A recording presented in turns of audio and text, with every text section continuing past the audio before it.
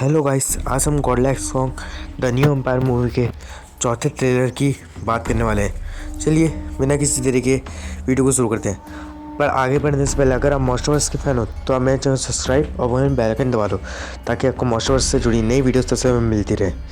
बिना किसी तरीके की वीडियो को शुरू करते हैं। सबसे पहले मैं आप लोगों को कुछ इंपॉर्टेंट बात बताना चाहता हूँ। मैंने गॉडलाइक सॉन्ग न्यू एम्पायर के ट्रेलर 1 और ट्रेलर 3 को ब्रेक डाउन कर दिया है, पर ट्रेलर 2 का नहीं कर पाए थे क्योंकि मेरे उस वक्त एग्ज़ाम चल रहे थे, इसीलिए। पर मुझे समझ नहीं आता कि godlike song the new empire movie कितने ट्रेलर लॉन्च होंगे। इसको ऑलरेडी 3 ट्रेलर लॉन्च हो गए हैं और ये चौथा भी आ गया है। क्या पूरी मूवी को ट्रेलर में दिखाने वाले हैं हमें? आप मुझे कमेंट में ज़रूर बताइएगा इस बारे में।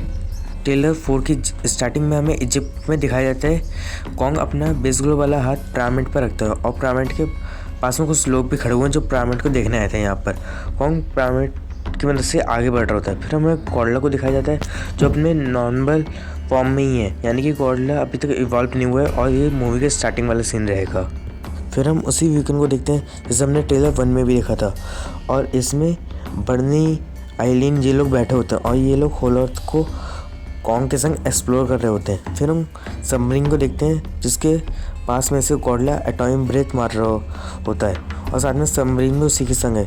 अगर आप सोच रहे हो कि गॉडला किस पर एटॉमिक ब्रेथ मार रहा है तो मैं बता दूं, इसका सीन गॉडला डोमिनियन बुक से जुड़ा हुआ है, आप उसमें देख सकते हैं। फिर हमें एंटार्क्टिका का सीन दिखाया जाता है। इस सीन को देखकर तो कई लोगों को लगा कि गॉडला एंटार्क्टिका से अपनी एटॉमिक ब्रेथ मार के बाहर आ रहा है, पर मैं बता दूं ये एटॉमिक ब्रेथ गॉडला की नहीं है, ये सीमो की आइस ब्रीथ है।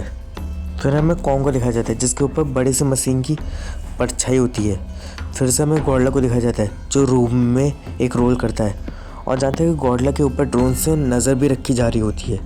फिर हमें कॉन्ग को दिखाता है जो एक अदृश्य दरवाजे को खोल देता है और साथ में उसका हाथ यहाँ पर फ्रैक्चर भी है, यानी कि कॉन्ग के संग स्कार्किंग और सीमो की फाइट हो चुकी होती है।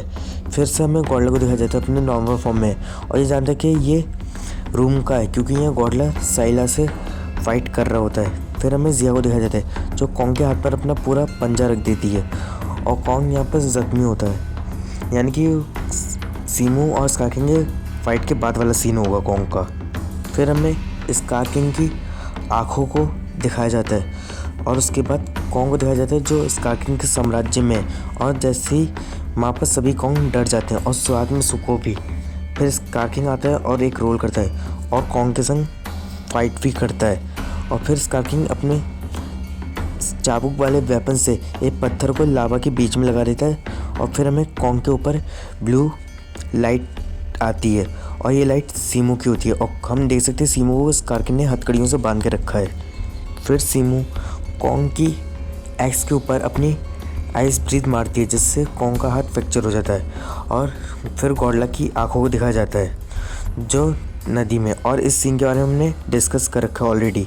अगर आपने नहीं देखा तो हमें पिछली वीडियो देख लीजिए। फिर हमें स्कार्किंग को दिखाया जाता है जो अपने चाबुक वाले वेपन से एक बिल्डिंग को उड़ाकर कॉन्ग की ओर फेंकता है और कॉन्ग अपने मेटल आर्मर के जरिए उस बिल्डिंग को तोड़ देता है। फिर हमें गॉडला को दिखाया जाता है जो समुद्र से बाहर निकलता है और जानते हैं कि यहाँ गॉडला पूरी तरह से इन्वॉल्व हो गया है। फिर हमें गॉडला को सीमो के संग लड़ते हुए दिखाया जाता है और साथ में गॉडला की पूंछ के जरिए बिल्डिंग डिस्ट्रॉय हो जाती है।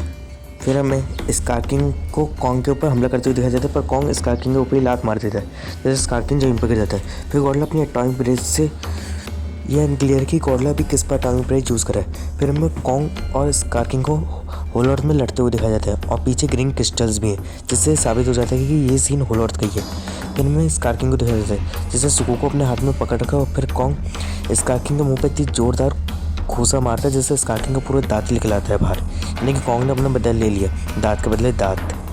फिर हमें गॉडला को दिखाया जाता है जो समुद्र से आसमान की ओर उड़कर आता है और ये जानते कि सीन फाइनल फाइट का रहेगा। और फिर हमें कॉन्ग और गॉडला को भागते हुए दिखाया जाता है और इसी के संग ट्रेलर 4 ख़त्म हो जाता है। ये था छोटा सा एक अपडेट। ओके गाइस, अगर आप मॉस्टरवर्स के फ़ैन हो और आप मेरे चैनल पर नए आए हो तो आप भी मेरे चैनल को सब्सक्राइब, बगल में बेल आइकन और साथ में वीडियो को लाइक कर दो ताकि आपको मॉस्टरवर्स से जुड़ी नई वीडियो सबसे पहले मिलती रहे। आज चलो तो इतना ही, मैं मिलता हूँ आपसे अगली वीडियो में। तब तक के लिए bye bye, thank you for watching.